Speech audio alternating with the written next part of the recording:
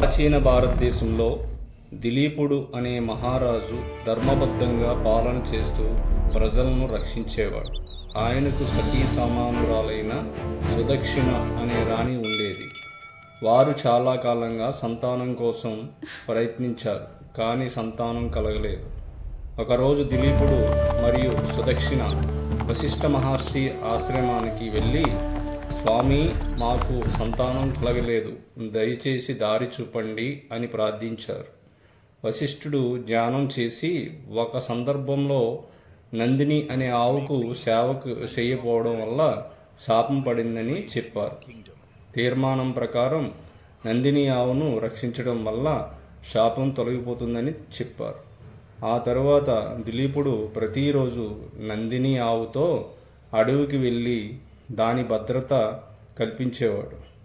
ఒకరోజు ఒక సింహం నందినిపై దాడి చేసేందుకు వచ్చినప్పుడు దిలీపుడు ధైర్యంగా ఆ సింహానికి అడ్డుగా నిలిచి ఆవును రక్షించాడు.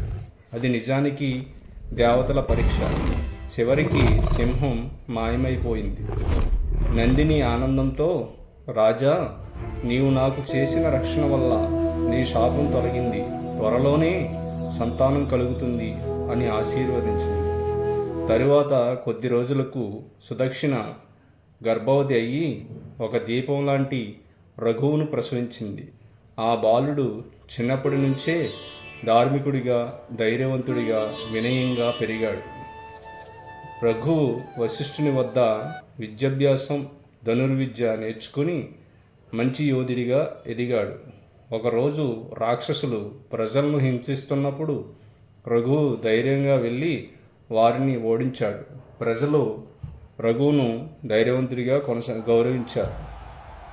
దిలీపుడు వృద్ధుడు అవుతుండగా తన ధైర్యవంతుడైన కుమారుడు రఘువుకు సింహాసనం అప్పగిస్తూ ప్రజలను ధర్మబద్ధంగా పాలించు అని ఆశీర్వదించాడు.